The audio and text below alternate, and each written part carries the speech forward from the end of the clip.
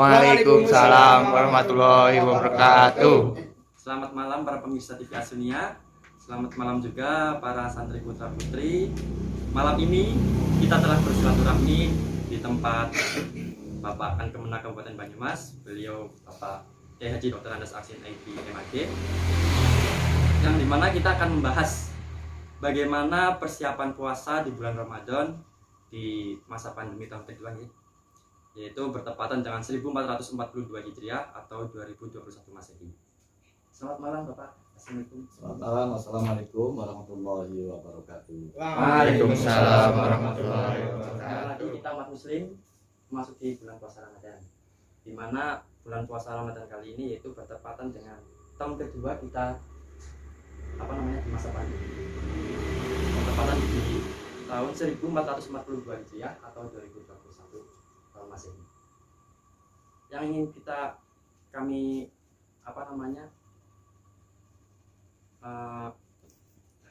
kami tanyakan gitu kami untuk menghadapi puasa Ramadan tahun ini, kebijakan ataupun surat edaran dari Kementerian Agama, khususnya nanti Kementerian Agama Kabupaten Banyumas, itu bagaimana?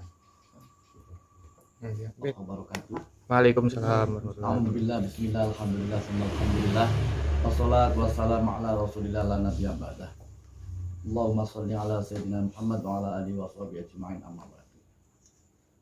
Para pemirsa TV Asunia dimanapun berada, sekaligus para santri, para pemuda, kaum muslimin dan muslimat, alhamdulillah kita bersyukur kepada Allah Subhanahu wa Ta'ala untuk seluruh umat Islam, termasuk umat Islam di Kabupaten Banyumas, sebentar lagi akan melaksanakan puasa Ramadan tahun 1442 Hijriah. Yang kita ketahui bersama, puasa tahun ini adalah tahun kedua masa pandemi COVID-19. Pemerintah dalam hal ini melalui Menteri Agama dan surat edaran nomor 3 Menteri Agama mengatur tentang kegiatan ibadah bagi umat Islam pada bulan Ramadan tahun ini. Sekaligus juga kami sosialisasikan. Terima kasih Pak Kiai atas pengantarnya, informasi baik himbauannya sangat bermanfaat bagi kita untuk pegangan kita menjalankan ibadah nanti di bulan puasa Ramadan pada tahun ini. Silakan bagi para santri bila ada pertanyaan. Assalamualaikum Pak Kiai, izin bertanya. Untuk puasa Ramadan tahun ini apakah ada perbedaan dengan tahun sebelumnya, dan kapan dimulainya puasa Ramadan tahun ini? Terima kasih, pertanyaan yang cukup bagus, cukup baik, dan saya akan menjawab yang kedua dulu. Kapan sih dimulai puasa tahun ini? Ya, kalau kita jawab ya puasa tahun ini dimulai tanggal 1 Ramadan. Enggak ada tanggal puasa tanggal 2 Ramadan, tanggal 1 Ramadan diawali mulai puasa untuk umat Islam. Tetapi saya kira pertanyaan itu baik, maksudnya itu tanggal 1 Ramadan bertepatan dengan tanggal Masehi atau hari apa, karena sebenarnya kita puasa. Jadi untuk menentukan tanggal 1 Ramadan, 1 Syawal, pada intinya itu ada dua. Yang pertama dengan hisab. Hisab itu perhitungan awal puasa atau awal 1 Ramadan dan 1 Syawal itu sudah diketahui sebelum 1 Ramadan itu jatuh. Ini diperbolehkan. Sehingga mohon maaf kalangan umat Islam yang mengikuti organisasi Muhammadiyah jauh-jauh hari telah menetapkan bahwa tanggal 1 Ramadan bertepatan dengan tanggal 13 April 2021, yaitu hari Selasa. Itu kalau berdasarkan hisab. Dan pemerintah mengakui juga hisab, tetapi juga dengan ikuti ru'yatul hilal, melihat bulan di satu daerah. Menurut perhitungan ahli hisab untuk menentukan 1 Ramadan dan juga perhitungan umat Islam yang di dalam Kementerian Agama itu ada yang namanya BHR, Badan Hisab Rukyat Kabupaten Banyumas. Nah, untuk menentukan 1 Ramadan itu nanti ada umat Islam dengan peralatan yang sudah canggih melihat bulan. Kalau satu daerah di Indonesia ada yang melihat bulan, nanti yang melihat itu disumpah di pengadilan agama, dan nanti ada berita acara betul-betul melihat bulan, berarti besok masuk tanggal 1 Ramadan. Sehingga kalau ditanya kapan 1 Ramadan dimulai, kita sebagai umat Islam satu mengikuti pemerintah, dan insya Allah malam Selasa yang akan datang, berarti tanggal 12 malam 13 bulan April ini akan menjelang maghrib itu akan ada ru'yatul hilal. Menurut perhitungan ahli hisab, bulan sudah kelihatan, sehingga insya Allah tanggal 1 Ramadan umat Islam khususnya di Kabupaten Banyumas dan di Indonesia akan bersama-sama jatuh tanggal 13 April yang bertepatan dengan hari Selasa yang akan datang. Itu jawaban yang kedua. Nah, apakah ada perbedaan tahun ini? Insya Allah tidak ada perbedaan. Assalamualaikum warahmatullahi wabarakatuh, Pak Kiai. Mohon maaf, mau izin bertanya, apakah pasien COVID-19 boleh puasa atau tidak? Tolong jelaskan biar santri-santri dan masyarakat umum paham. Terima kasih. Terima kasih. Pertanyaan dari Mas Arman. Kalau tidak salah tadi, apakah orang Islam yang terkena COVID-19 boleh puasa apa tidak? Saya kira bukan hanya orang yang kena COVID-19, tetapi secara umum orang yang sakit itu boleh puasa apa tidak. Menurut ilmu fikih, orang yang boleh tidak puasa antara lain adalah orang yang sedang sakit. Orang yang terkena COVID itu memang sakit, sehingga kalau orang sakit kok puasa, ternyata dengan puasa itu sakitnya tambah parah, sakitnya tidak sembuh, maka boleh orang yang sakit boleh membatalkan atau bahkan boleh tidak puasa, tetapi harus diganti di waktu yang lain. Sebagaimana dalam Al-Quran surat Al-Baqarah, kalau nggak salah 184. Tetapi kalau orang yang terkena COVID, terus dia puasa dan ternyata tidak mengganggu kesembuhannya, bahkan dengan puasa mungkin tambah sehat, yang terkena COVID tambah semangat, boleh puasa. Jadi yang boleh puasa atau tidak orang yang sakit itu tergantung kepada pribadi orang yang sakit itu sendiri. Kalau dengan puasa kok tambah sehat, berarti orang yang terkena COVID boleh puasa. Kalau orang yang terkena COVID dengan puasa sakitnya tambah parah atau mengganggu kesembuhannya sakit kena COVID itu boleh tidak puasa. Sehingga ada beberapa orang yang boleh tidak puasa. Tadi saya sampaikan orang yang sakit. Yang kedua, orang yang sudah tua, renta, usianya sekitar sudah tua lah, boleh tidak puasa, tetapi harus membayar fidyah, tidak wajib mengganti puasa. Atau ibu-ibu yang sedang menyusui atau ibu yang hamil tua, dengan puasa ibunya kondisinya tambah sakit atau lemas, boleh tidak puasa. Ada yang mengatakan mengganti puasa di luar bulan Ramadan dan membayar fidyah. Kalau yang tidak kuat bayinya yang dalam kandungan atau yang disusui sudah keluar dalam kandungan, itu mengganti puasa dan bayar fidyah. Ini fikih semacam itu. Atau orang yang bepergian, asal perginya itu tidak untuk maksiat. Perginya itu dalam rangka untuk ibadah. Perginya sebelum waktu imsak tiba, itu di perjalanan boleh tidak puasa, atau bahasa Banyumasnya medot puasanya, tetapi harus mengganti di waktu lain. Nah, kesimpulannya dari pertanyaan itu, apakah pasien COVID boleh tidak puasa Ramadan? Jawaban saya boleh dan tidak boleh. Boleh asal dengan puasa itu tidak mengganggu untuk kesembuhan COVID-19, atau dengan puasa itu justru malah tambah sehatnya. Tetapi dengan puasa kok orang yang terkena COVID tambah parah, tidak sembuh-sembuh menurut keterangan dokter, boleh tidak puasa. Nanti di lain waktu, di luar bulan Ramadan, mengganti puasanya, untuk mengganti selama bulan Ramadan tidak melaksanakan ibadah puasa. Saya kira jawabannya demikian. Assalamualaikum warahmatullahi wabarakatuh. Waalaikumsalam warahmatullahi wabarakatuh.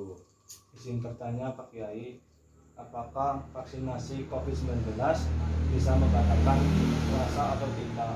Kalau bisa membatalkan, mohon penjelasannya. Kalau tidak membatalkan, mohon penjelasannya. Terima kasih. Terima kasih. Pertanyaannya Mas Ruki ini sangat berbobot, sangat baik. karena sekarang sedang musim vaksinasi di seluruh Indonesia. Pertanyaan Mas Luki ini, apakah orang yang divaksin itu membatalkan puasa apa tidak? Keputusan dari Majelis Ulama Indonesia bahwa orang yang sedang puasa, apalagi puasa Ramadan, dia itu divaksin tidak membatalkan puasa. Ini keputusan Majelis Ulama Indonesia. Ada satu pertanyaan yang berkaitan dengan itu, karena vaksin melalui suntik, apakah orang yang sedang sakit dalam keadaan puasa itu suntik itu membatalkan puasa apa tidak? Jawabannya, kalau orang yang sedang puasa dalam keadaan darurat harus disuntik, hukumnya boleh. Artinya kalau pasien itu kuat untuk meneruskan puasa, boleh disuntik dalam keadaan darurat.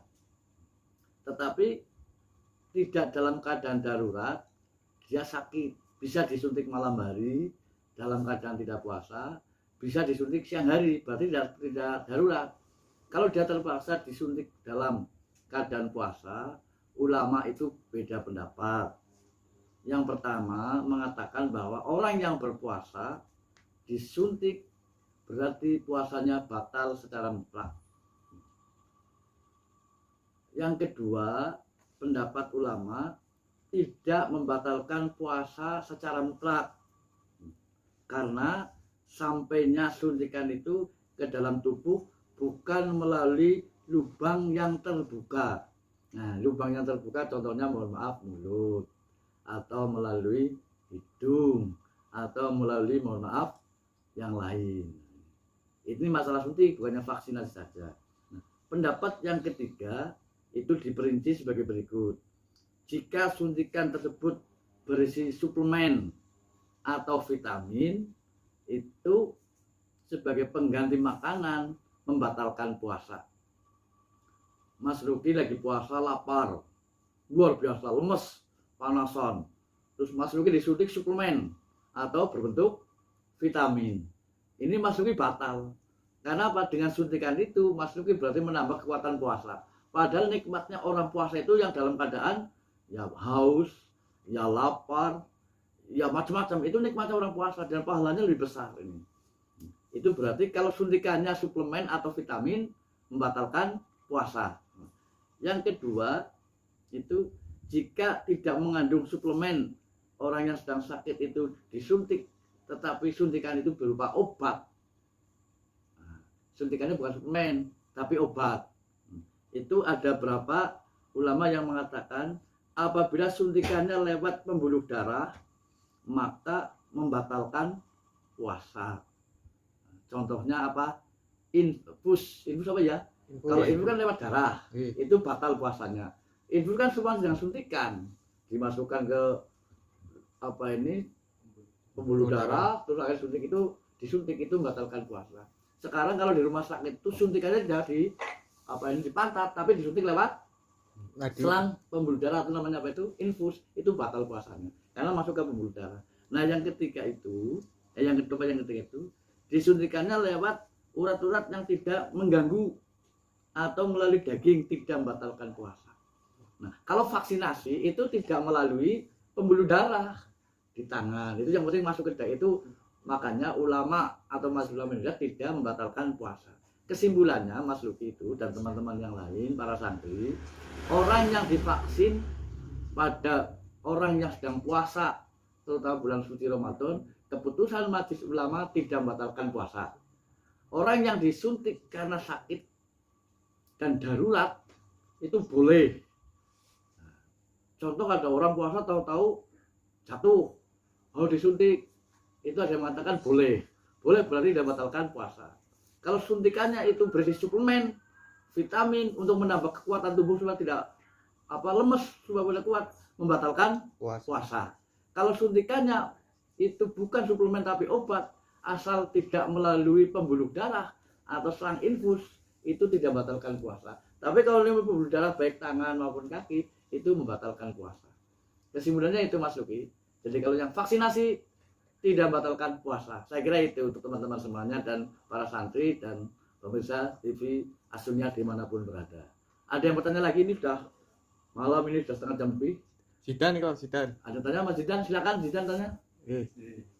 Assalamualaikum warahmatullahi wabarakatuh. Waalaikumsalam warahmatullahi wabarakatuh. Izin bertanya, seperti yang sudah kita ketahui sekarang ini perihal aplikasi-aplikasi online. Nah, saya bertanya tentang aplikasi yang sedang marak kali ini, yaitu tentang aplikasi zakat online. Bagaimana tanggapan dari Pak Kiai mengenai hal tersebut? Karena saya rasa aplikasi tersebut sangat membantu di masa pandemi kali ini. Terima kasih, sekian dari saya. Terima kasih Mas Zidan bertanya, intinya itu kalau nggak salah tadi pertanyaan, bolehkah zakat itu melalui online? Nah, kalau jawaban singkatnya boleh. Bahkan zakat fitrah khususnya dalam bulan suci Ramadan menjelang malam Idul Fitri atau malam Fitri, diawali pada bulan Ramadan itu dititipkan atau dibadalkan juga boleh. Saya membayar zakat fitrah untuk ibu kandung saya yang pertama si A, boleh. Apalagi kalau online-nya itu langsung yang bersangkutan. Saya membayar zakat untuk diri saya, khususnya zakat fitrah itu boleh melalui online. Asal ijab kabulnya itu, kalau itu kan tidak langsung boleh.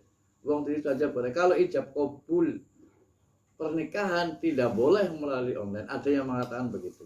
Tapi kalau zakat fitrah misalnya dalam bulan suci Ramadan, terus juga mungkin zakat mal, zakatnya itu jelas, memenuhi syarat, itu melalui online itu boleh-boleh saja. Saya kira jawabannya singkat begitu, Mas Zidan. Assalamualaikum warahmatullahi wabarakatuh, Pak Kiai. Waalaikumsalam warahmatullahi wabarakatuh. Anu punten, kula izin bertanya mengenai perihal sholat Idul Fitri. Apakah sholat Idul Fitri jatuhnya bersama-sama atau tidak? Terus yang kedua, apakah sholat Idul Fitri sebaiknya dilaksanakan di mana dan harus pakai protokol atau tidak? Yang ketiga, apakah boleh orang yang melanggar mudik itu tetap melaksanakan sholat Idul Fitri walaupun itu di masjid atau lapangan? Terima kasih. Assalamualaikum warahmatullahi wabarakatuh. Waalaikumsalam warahmatullahi wabarakatuh. Gus Ridho ini kalau tidak salah 3. Yang pertama itu apakah 1 Syawal 1422 Hijriah ini bersama-sama tidak? Insya Allah puasa tahun ini 30 hari menurut perhitungan hisab, dan insya Allah sudah diperkirakan. Tetapi walaupun demikian tetap kita menunggu keputusan pemerintah. Tetapi saya mengatakan insya Allah tanggal 1 Syawal nanti umat Islam di Indonesia pada umumnya dan khususnya di Kabupaten Banyumas, semua ormas Islam, apa itu NU atau Muhammadiyah dan ormas-ormas Islam yang lain dan umat Islam yang lain, insya Allah puasa tahun ini 30 hari. Kalau 30 hari awal puasa bersama, insya Allah nanti 1 Syawal pun sama harinya dan tanggalnya. Pertanyaan yang kedua, bolehkah sholat di lapang atau di tempat terbuka atau di masjid?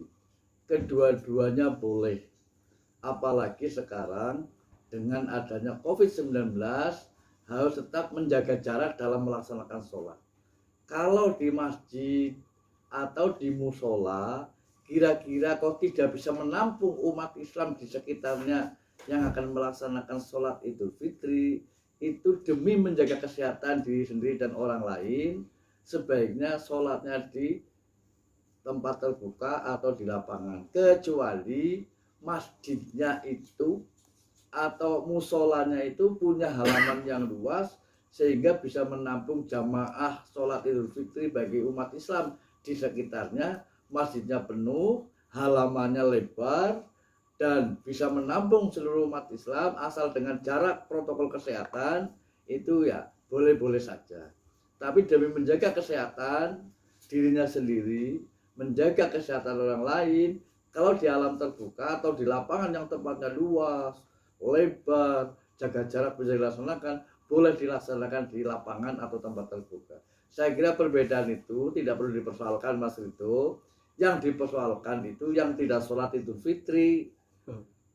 Nyun sewu, puasa ora, mohon maaf karena ada banyak umat yang tidak puasa ikut sholat Idul Fitri. Boleh apa tidak? Ya boleh. Ada lagi yang puasa 30 hari Ramadan aktif, malam Idul Fitrinya bahasa Banyumase lek-lekan takbiran sewing ora turu, malah bar subuh turu orang sholat Idul Fitri. Nah ini yang dipertanyakan. Jadi mau sholat di lapang tempat terbuka ya silahkan, di masjid ya silahkan. Yang penting dari pemerintah tetap menjaga protokol kesehatan, disediakan cuci tangan, jaraknya terpenuhi 1 meter, pakai sajadah sendiri, khotbahnya tidak terlalu lama, sehingga kita selesai tidak ada kerumunan orang banyak. Itu dibolehkan. Nah, apakah orang yang melanggar mudik itu boleh? Tadi di awal saya sampaikan, surat edaran Menteri Agama itu sebaiknya sholat taraweh, sholat rawatib di masjid, apalagi sholat Idul Fitri nanti diikuti oleh masyarakat atau jamaah yang ada di sekitar. Orang yang mudik berarti orang yang bukan dari sejarah tertinggal di situ, sehingga sebaiknya sholat Idul Fitrinya itu jangan bersama-sama dengan orang lain. Idul Fitri itu boleh di rumah, boleh jamaah, boleh munfarid, sehingga kalau ada orang yang mudik dan itu bisa sampai ke daerah masing-masing, sebaiknya sholat Idul Fitrinya itu dilaksanakan di rumah masing-masing, tidak dengan orang lain. Kalau orang yang mudik boleh apa tidak? Kemudian sudah melanggar aturan pemerintah. Daripada mohon maaf datang dari jauh ke desa atau ke tempat tertentu, nanti ada yang terkena COVID, jadi persoalan di belakang hari. Jadi sebaiknya bukan boleh atau tidak, kami sarankan pertama yang melaksanakan sholat Idul Fitri itu sekali lagi orang yang asli di daerah itu atau jamaah di masyarakat sekitarnya, bukan orang pendatang. Kalau ada orang yang pendatang terpaksa pulang bulan Syawal, sebaiknya tetap sholat, tapi sholatnya di rumah, sholatnya tidak di tempat terbuka dengan orang lain, semacam itu. Jadi orang mudik itu ya boleh sholat, boleh tidak. Kalau melanggar itu bukan urusannya Kementerian Agama. Kalau PNS, TNI, Polri memang tidak boleh mudik, ini aturan pemerintah. Nah kalau pegawai swasta atau mungkin pedagang, boleh apa tidak? Itu monggo, tapi kami sarankan tidak melaksanakan sholat Idul Fitri bersama jamaah yang ada asli di sekitar itu. Saya kira itu teman-teman sekalian, pemirsa TV Asunia, para santri, keterbatasan ini. Kesimpulan dari kami sebagai closing, mari kita melaksanakan ibadah puasa tahun ini dengan khusyuk. Yang kedua, boleh melaksanakan ibadah di masjid, di musola, asal tetap menggunakan protokol kesehatan. Yang ketiga, kita saling menghormati. Bagi yang non muslim tidak melaksanakan ibadah puasa, tetap menghormati kepada umat Islam yang sedang melaksanakan ibadah puasa. Yang ketiga, kesimpulan kami, mari kita menjaga kesehatan untuk dirinya sendiri dan menjaga kesehatan orang lain. Walaupun kita puasa, tetap melaksanakan ibadah dengan protokol kesehatan yang telah diatur melalui surat edaran nomor 3 Menteri Agama Republik Indonesia. Saya kira itu cukup cukup. Terima kasih, saya mohon maaf, mudah-mudahan ada manfaatnya, dan kita bertemu di malam Jumat selapanan ke depan. Insya Allah sudah masuk bulan Idul Fitri.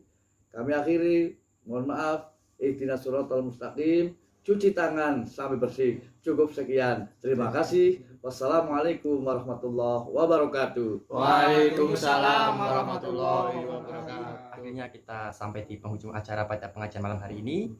Sangat bermanfaat saya rasa tadi ilmunya, kemudian informasi kita atau tausiah kita tentang dalam kita menghadapi puasa Ramadan pada tahun ini. Banyak ilmu yang bisa kita serap ataupun bisa kita laksanakan begitu. Kurang lebihnya mohon maaf apabila dalam membawa acara ini saya ada banyak salah kata yang sengaja maupun tidak sengaja. Billahi taufiq wal hidayah. Wassalamualaikum warahmatullahi wabarakatuh. Sip. Waalaikumsalam warahmatullahi wabarakatuh.